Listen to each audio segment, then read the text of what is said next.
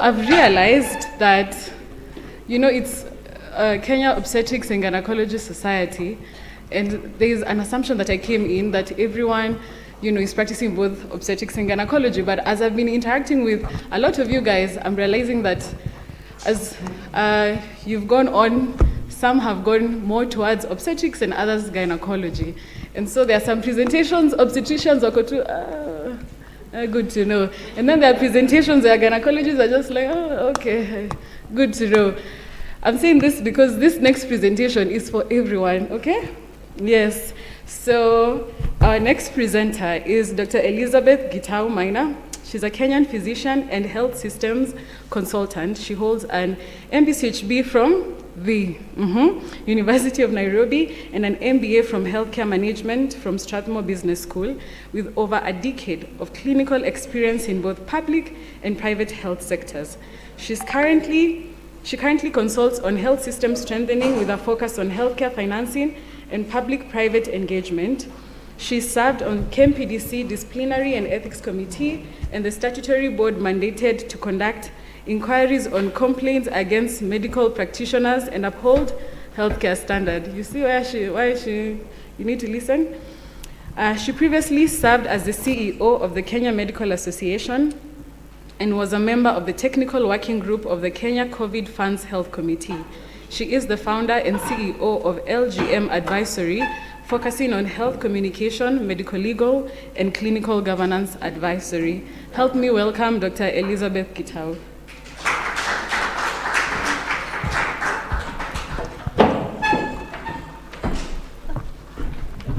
Oh, thank you. That's the one. All right. Good afternoon. At least I'll give you something to talk about during lunchtime. My name is Dr. Liz, as has been said. Elizabeth is a more formal one, but I am Dr. Liz. Basically, I have been through the health sector, both in the public.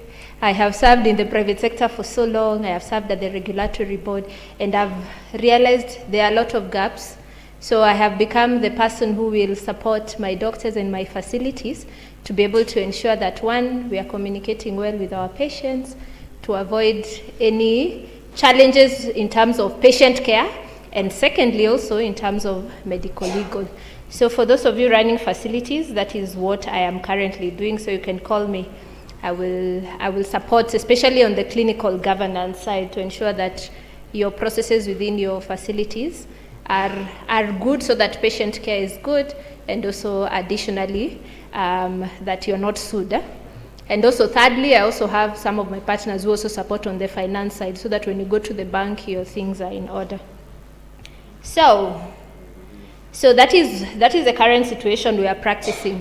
You're in surgery, but there's a lawyer guy looking outside your theater door, waiting for you to do something wrong. And I think, as you can see, our space is growing so fast that even us doctors want to become lawyers. We have realized that there's a lot of work, and there's a lot of work to sue you guys. So that is the place we are operating under. So I will just give a brief of some of the big cases globally that have changed how we practice medicine. And when you come to KMPDC, where I sat for 3 years at the Disciplinary and Ethics Committee, together with Prof. Wanyoro there, is that you'll hear a lot of Bolam's tests in terms of what is the standard of care, what would another obstetrician, what would another gynecologist do. So that is why that panel, when you come, if you're sued as an obstetrician, we bring obstetricians. If you're sued as a pediatrician, we bring pediatricians, because those are the only ones who can tell us what the standard of care is. Additionally, you have, in 2015, there was a case in the UK where a diabetic mother delivered a baby, but the baby had shoulder dystocia, and because of that, of course, they got asphyxiated and brain damaged. And why these people were sued is that they didn't tell the mother about that if you're diabetic and you're short, you can actually get a baby who won't come out. Just that. That is why they were sued, and they were found culpable of not having guided the patient to make the right decision, whether to go through an SVD or a cesarean section. One that was here in Kenya again, the one with a star, is at Nairobi High Court. The KHA was sued, that's the Nairobi Hospital. The doctor failed to perform timely CS, resulting in a patient who had HIE, and eventually, I think the baby died at 9 months. So they sued the hospital because the doctor did not show up on time. And of course, there was no evidence that the doctor was actually guiding the midwife. So it was the midwives who were conducting the labor. However, the doctors were involved because the doctors did not show up on time to support this mother. And they were awarded 22 million. At that point, that was the highest award. But as we all know, Simesoma Gazeti, you've seen the one that we removed the cervix. You've seen that case, yeah? Yes, so, and it's a very, very big award for something that just required documentation and consenting and writing notes very well. So that is why. This is data from the KMPDC, and this data has not changed over the last 10 years. You guys are still the biggest sued. 26% of all cases that come to the Disciplinary and Ethics Committee are obstetricians. It's almost like a full-time job listening to what you guys are doing. All right. So some of those cases, of course, are because of anesthetic-related deaths, and that is why you must know you are anesthetist. Usiitwe kufanya surgery kama ujui anesthetist ni nani. You will do a nice section, you'll remove a nice baby, you will make the best suture, and then there is no patient. And then who do we sue? We sue you because as a patient, you know, I thought I'd become an obstetrician, but me, I practice obstetrics at home. I have three beautiful babies, yeah? So me, I don't care. If I am your patient, I don't care who the anesthetist is. I never basically ask, yeah? I just know the doctor who saw me through the pregnancy, and they told me we are going to have a CS. I never bother to ask who is the anesthetist or who is the anesthesiologist. Me, I just know Kigondo is conducting the CS, full stop. So if anything goes wrong, even if the anesthesiologist is on the wrong, guess who's wrong? It is Dr. Kigondo. Yes, so why are you guys sued a lot is because of the high stake income. Birth and delivery are very emotional things, yeah? It's about life and death, yeah? It is not like getting diabetes. It is supposed to be a happy event. You're supposed to go home with a baby. It's not supposed to end up with an illness, and that is why you guys are sued a lot. Again, you're sued a lot because of the emergency nature of your work and split second decisions. You will go out. I think some of you know one of your colleagues who finished the section, walked out, and then was called their patient is dead. Right? I think we've had that case, yeah? So it's because of that reason, you could have done nothing wrong, but it's because things just escalate at some point in time. And also, a mother could be okay, you've delivered, then they just never stop bleeding. That is why this 26% accounts for. Another thing is poor documentation. So you don't have a pathograph. I know you're practicing high-level medicine, but please use the resources that are there.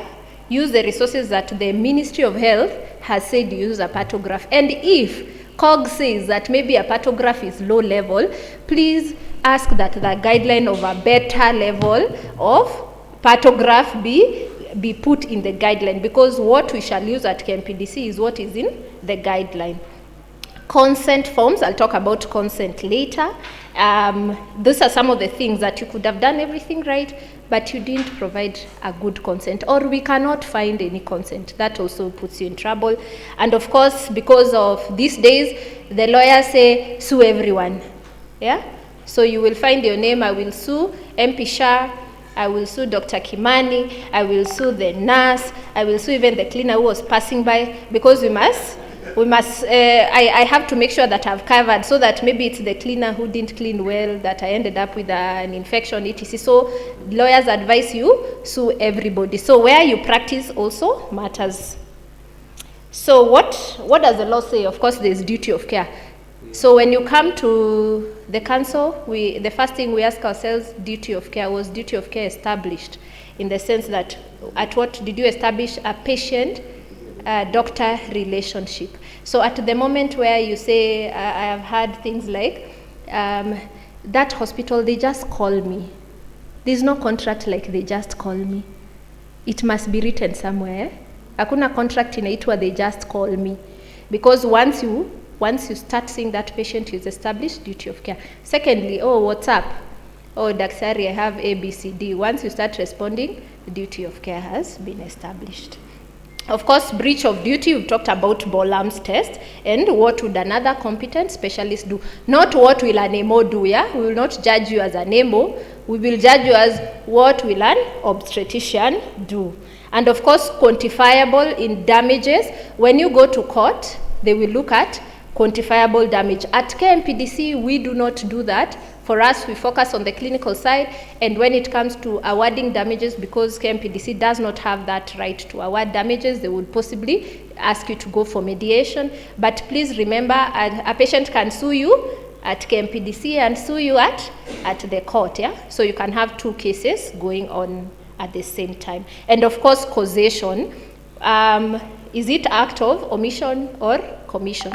So they look at that. Is it what you did or what you failed to do that ended up with this? For instance, if a baby comes out asphyxiated, it is because you were not there. So that is causation. So what is your personal duty? And that is the triangle of accountability. So you have duty that is for you as an obstetrician. Of course, you have the duty of the hospital, and there's a gray zone where it could be either. But your personal duty arises the moment you assess the patient. Whether you issued an admission letter or not, the moment they called you and you showed up and you reviewed that patient, it starts there. So you cannot say you are not there, because sometimes we ask doctors, obstetricians, where are your notes? You saw this patient, where are your notes? Then you say, oh, they just called me to review the patient. Yes. How they called you to review the patient? Write that, what you reviewed the patient. And it persists during on-call periods, whether either the registrar or the MO is the first person on call, you will be sued. Yes. If you're on call at, let me say, Kerogoya District Hospital, and you're saying it is the MO who was sectioning the mother, if that mother dies, all of you will be sued. So that you tell us what this on-call means, yeah? So you ensure that you know, if you're on call, you should know what is happening to your hospital, who is admitted, why, whether there are any issues, not on call, just on paper, yeah? The MO did not call me. It will not work. Continues until a proper handover to a competent colleague is completed. So if for instance you've come to KOGS Symposium and you have any patients, make sure you hand them over properly, proper handover. Or if you're referring a patient, you do not get to write a referral note to nowhere.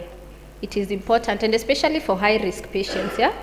So you don't say you wrote a referral note, especially in high risk. Like for instance, if a mother is having PPH, you cannot say you wrote a referral letter to Kenyatta. Who in Kenyatta? You write a referral letter and possibly show effort that you actually tried to contact the other side for you to be able to get assistance. So this is essentially, even if it's the nurse who's handling the referral process, it is also your duty, because that's your patient, to be able to find out where is this patient going, because it will make no sense if you're referring from Nyeri to Karatina and you are hoping for a higher level facility, because it has happened where a patient is supposed to go from, I think you had a person who was transferred from Kitengela, ended up in Isli at a lower level facility for ICU. So it has happened, yeah? So you ensure that you know where your patient is going. And in terms of the hospital duty, of course, they are supposed to provide you with the equipment, infrastructure, etc.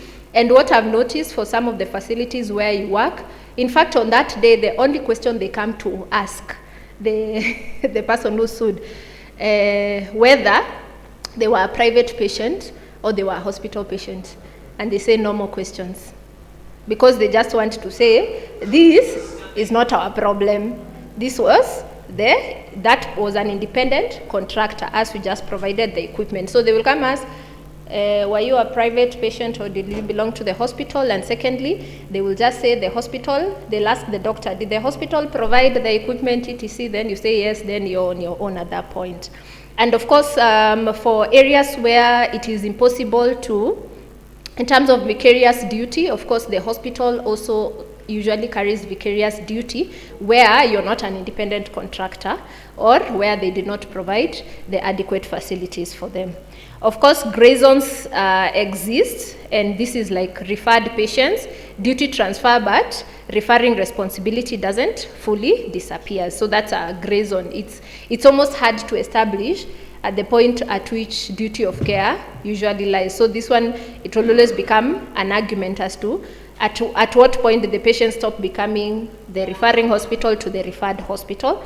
And of course, abandoned patients, this is also an important thing to note. Patients have complained of abandonment, yeah? That you saw them and you stopped seeing them. I think without getting into details, if for instance I've come to your facility and I've done, let's say, a cervical biopsy, and nobody ever looked at the results, and I show up 3 months later with cervical cancer, who shall we blame? So you requested, you as a doctor, you work in a public hospital, you requested for labs, I went and did them, and they came and they were put in the file. And then I show up with cancer 3 months later. Who is to blame at that point? So that is the gray zone. The patient does not know. It was brought back and put in the file. She just showed up with other symptoms. And she remembered I had done a biopsy at some point, and they went to the file and they found, oh my God, we actually had a diagnosis 3 months before. So they will sue you. So that will be the discussion of who was supposed to know when results come back. So those are also some of the conversations you need to have with your diagnostic colleagues, that when you have an issue, even hospital setup, for the radiologist or for the pathologist, when they see something off, who do they call? Or who do they tell? It's not any normal, like, do you have an arrangement with your radiologist in the facility that when they see something off, they must call you? I know there are those who do that, but is that an arrangement within that hospital? It needs to be there, because sometimes we've had cases where a suture was left, a radiologist saw, but I think they didn't think it's a big deal, so they never asked anybody, they never told anyone, and they reported one line somewhere, but they didn't put it in the conclusion, but the obstetrician didn't see.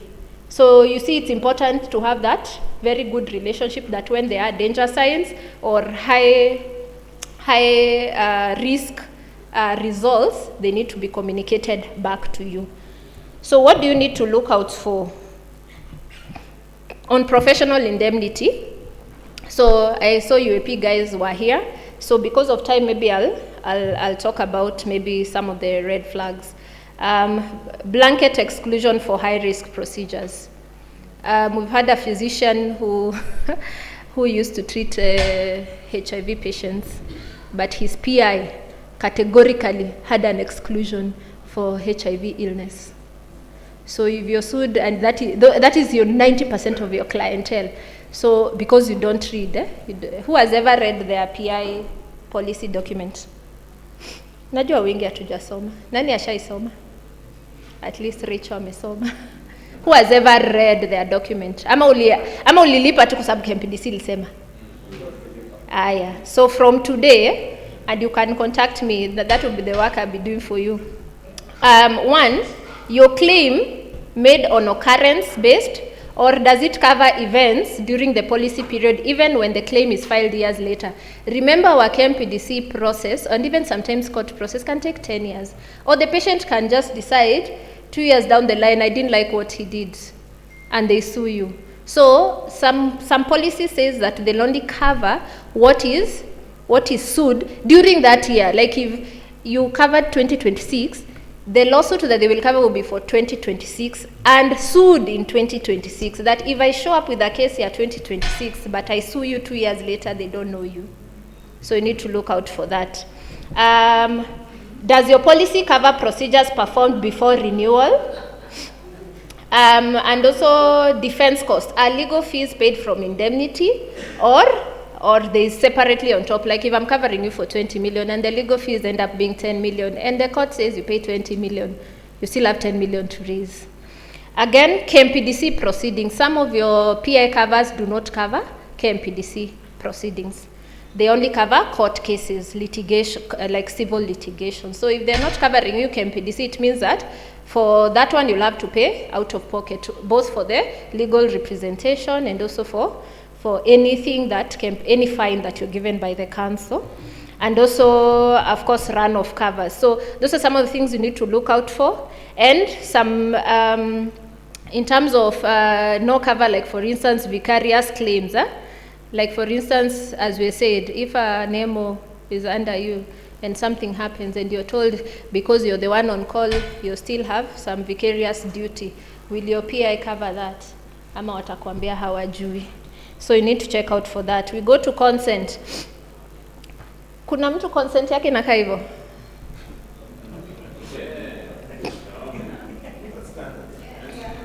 Hiyo ni consent. I, dash dash, hereby consent to the operation of dash dash to be performed on me, my son, my daughter, specify, as explained by Dr. whoever.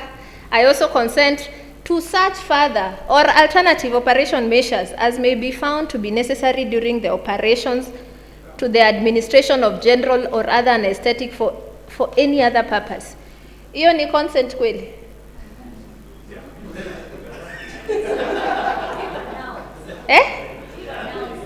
Ni mmoja wenyu alinipatia, so I know it exists somewhere. Even some of your mission where you guys go to practice,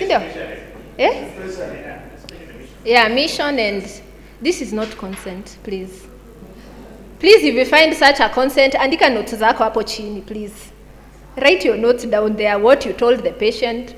Because if for instance, you come and say that you wanted to do open, maybe like a laparotomy, then mimi nikwambie you did not tell me about laparoscopic surgery, and that is why I ended up with a very bad outcome.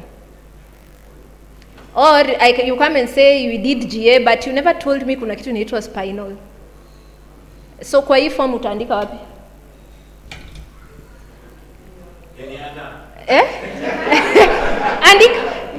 And itabidi as KOGS, my request as KOGS, and it's because I was a bit late to make the slides. But there are some, when you go to NHS, there even, because you do a lot of sections anywhere, you can even have a consent form for cesarean sections, which has written all the risk, all the whatever, and even highlight the ones you told the patient. You can even go and circle the ones you told the patient, because you do, most of your surgeries will be either be myomectomies, you will do cesarean sections. At least for the five major ones, you can make specific forms, and maybe other forms can be for others. But please, kama consent form yenu iko hivi, your duty for this year, tukikuja next year conference, your duty for this year, even if you work in Murang'a, please, just ask the hospital to change this. Give them a template, and download kwa NHS, uwapatie sample one, and then they will. Or ask some of the private hospitals or private physicians who have. And because I didn't put here, please have consent forms in your offices. Muko na consent form ya IUD? Muko na consent form ya IUD? Na patient anasema Kenya amesikia in terms of amesema they can get ectopic. Mumwambia? Or it can come out. My obstetrician is Dr. Nelly, and she has worked at council for so long that she even asks you to write what you had. She tells you, write by yourself, because what risk did they tell you? Write, she even have a space. Like what? Yeah, it asks there, what complications did you hear from the doctor? Then you write like at least 3 or 4 that you actually had as a patient for yourself. So talk to your colleagues, find a consent that works for you so that you don't end up in the 26%.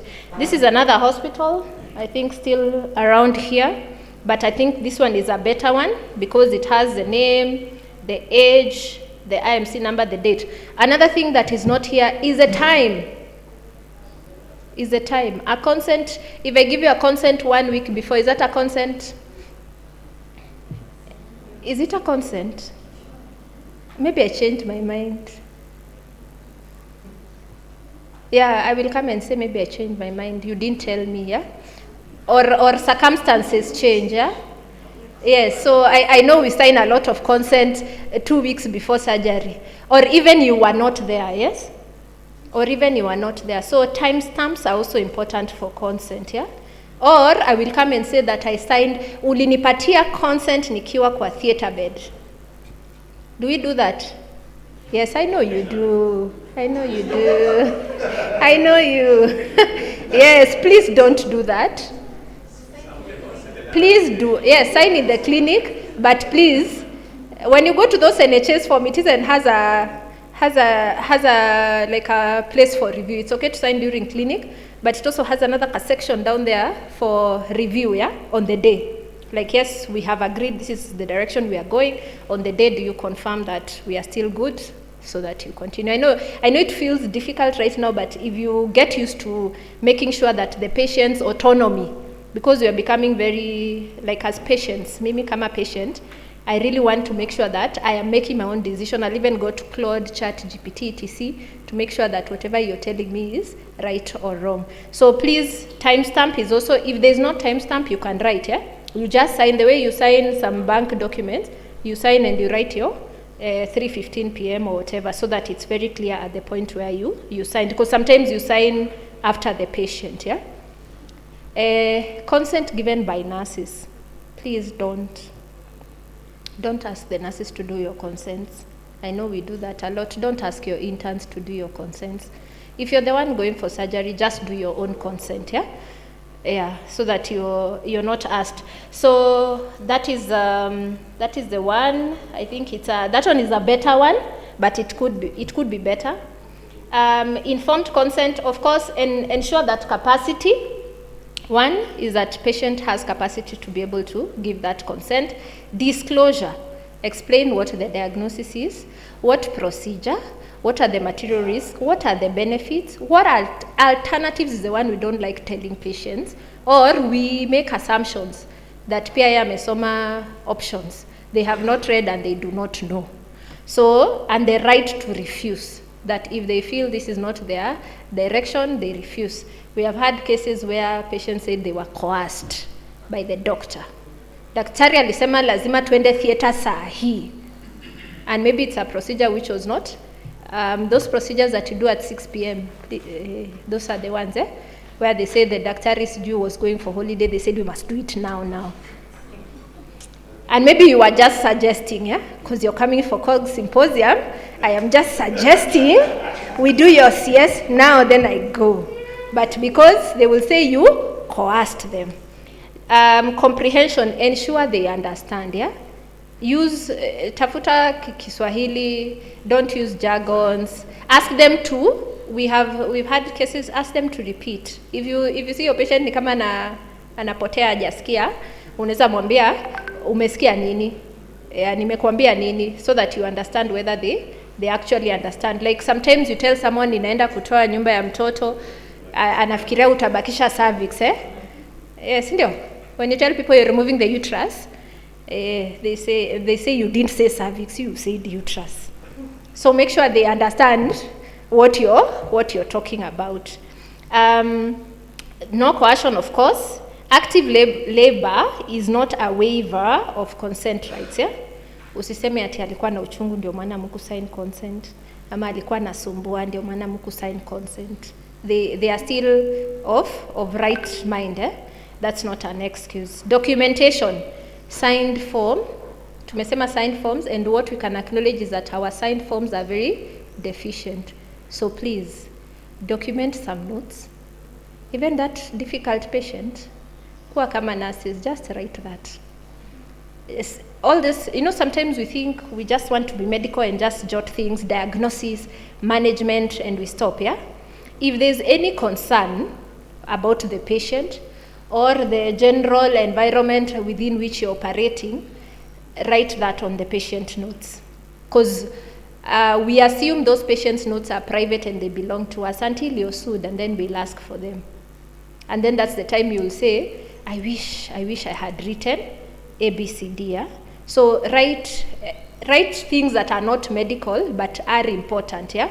Like I can't remember some of the issues we've had, but if a patient is apprehensive, does not want this section, or is asking to do it tomorrow, or like I think for you guys is watchful waiting. Like if I come and I have reduced fetal movements and we agree, maybe just go home and watch, and then you come back tomorrow. If I show up with a dead baby, I will not remember our conversation yesterday. So if that was the agreement you had with the patient, please document it and say, from this clinic, we had a discussion with the patient.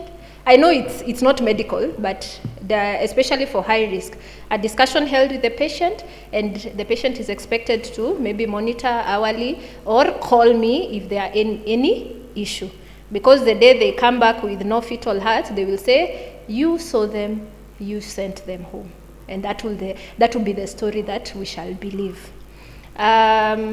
So emergency CS, we've talked about document clinical urgency, obtain verbal and witness if possible, name, note, enroll if the patient is not able to.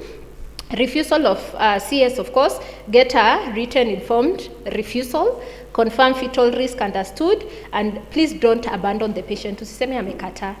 I'm sure in every hospital you have either your colleagues, your med sup, if you're the med sup, you can call your other consultants to be able to ascertain or that the patient actually refused, so that they don't end up.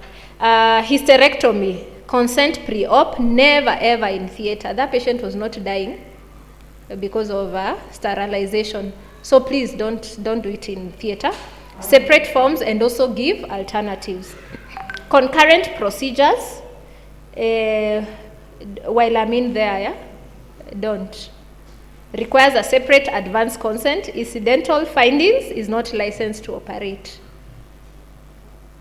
I know it's if you are if you are going for a myomectomy and you find a cyst, what do you do? There's somebody who's been sued for that, yeah? Yes. I think they were going for something else, then they found a cyst, then they decided to do something, then things happened, then they were sued, yeah? So incidental finding, if it does not cost the patient, if it's not a life and death situation, there'll be another day to do it, yeah? You're not saving anyone money by trying to do it, because if you do it and I come and say, in fact, you're the one who made me infertile, that day you touched my ovary, yeah, we shall believe that patient as well. So, of course, informed consent we've talked about.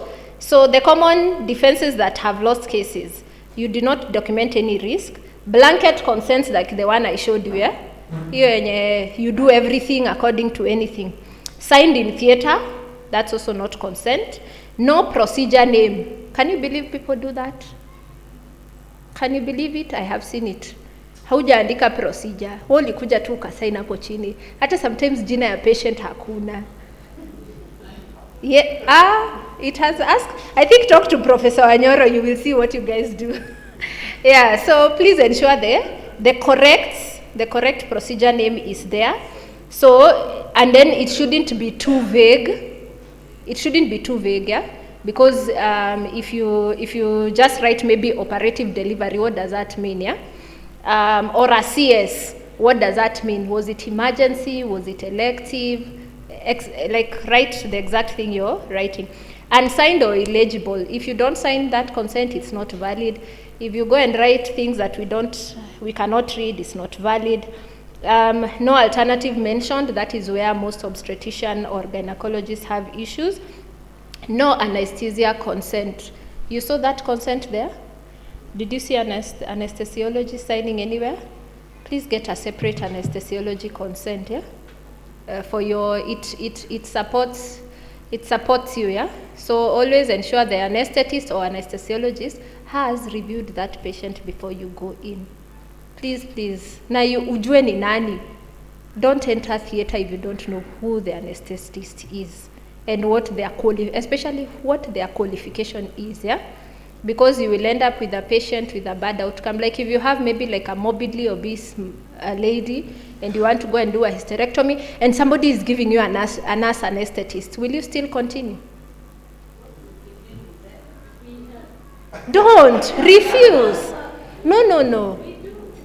For, you know, I would understand an emergency situation, but if I have assessed the patient and I think this is a high-risk patient, don't touch. Because if that patient dies or anything goes wrong, they don't wake up. You're the one in problems, yeah? And be the patient advocate. Because there's no need for you to do a good job for a patient, then they don't wake up. It's not even about legal anymore. It is about your patient. So know who the anesthetist is. If you're being given as anesthetist, you need to tell your, unajua governor hata ajuangi difference ni nini. Wakulalisha mgonjwa ni wakulalisha mgonjwa. Yeah, ajui difference. So you're the one to say that for certain procedures, I will not do with a nurse anesthetist. So that everyone understands that the nurse anesthetist can help us with emergencies, but they cannot do certain level of procedures. No date and time we've already talked about. Your contract with the hospital. We are towards the end, don't worry. I think for a good number of you, I know we are P&P employment, which is clear, yeah, in terms of your duty and the hospital's duty. That's usually quite clear. The gaps are where you go to do, is it called moonlighting or dual practice? That one, yeah. So where you go for your other gigs. Are you an employed doctor? Are you an independent contractor? So in medico-legal cases, that becomes very, very important because now we start to look at what was your duty to this patient. So, and especially if you're an independent contractor, you must take more care than if you are an employed contractor in knowing who your team is, yeah? Because you need to be in control of your team. You cannot say, I told the nurse to give blood and you never followed up. Because now that no longer becomes a hospital issue, that's your patient, yeah? So if blood was given, blood was not given, we know the nurse belongs to that hospital and the hospital is giving you that nurse, but please ensure that you actually check what the nurses did. Because at that point, they also become your problem. Liability allocation, of course, now we look at who bears the cost if you're sued. Does the hospital indemnify you for systemic failures? If you're an employee, most of the time they will do so. If you're an independent contractor, for your professional issues, they will not. It is your PI and yourself who will come. And also on-call obligations. Here, I think it is very clear, especially when you're employed. The only issue we have had is where you usually work with LGM hospital and we call you all the time, but we don't know, are you on call, are you not on call? Do you have a duty rota? Are you supposed to be on the rota, are you not? But we usually call you. What does calling mean? Yeah, what does that mean? So what hospitals do is that they will call and they tell you, we have a primigravida, blah, blah, blah. There are 41 weeks. Hata hiyo 41 weeks, hujui kama ni ukweli.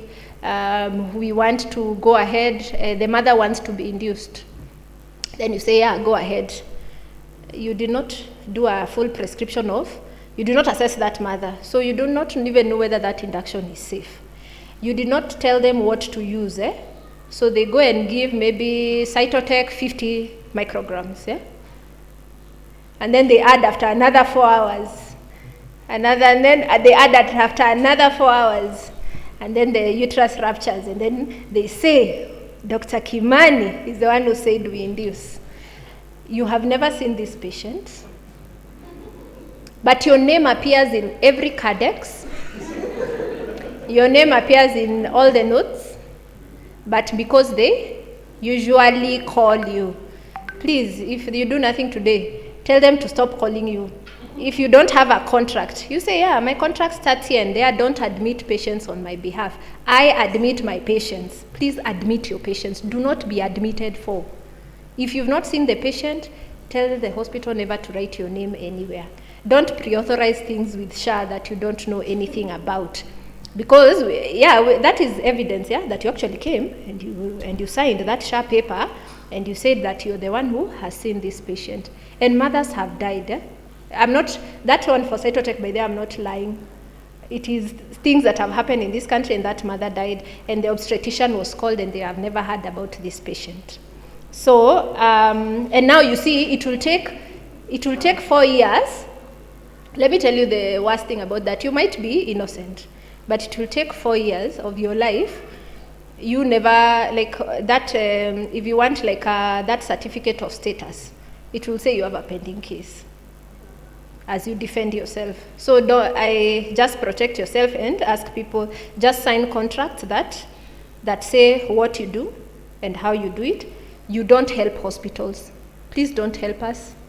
Yeah, you're not, like especially private hospitals, please stop helping hospitals. There is nothing you're helping.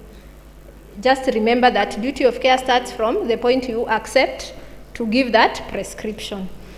Incident reporting, of course, is very important. And for contracts, what happens to your patients when you leave? You section nicely, you have a happy baby, happy mother, you're very happy, then you go. What happens after? So also, those are some of the things that your contracts need to, what kind of support? You need to be, for independent contractors, be very concerned about the care that the hospital is giving to the patients you take there, because now that determines whether you're protected or not. Just a brief summary of disciplinary and ethics process. I'm sure this one you have heard from the council before, is that a complaint is filed, there are preliminary investigation, most of the time it's just paperwork collection, after which we tell you that you've been sued, and then once you've been told you've been sued, now you say your side of the story. And then now you're called for a hearing if need be. So there's a committee which sits after the committee has received the complaint and the response. They sit to hear the case, and then a decision or a sanction is made. So some of the things that please don't ignore if you're told that you've been sued. Do not ignore the notice. Do your best in terms of documentation.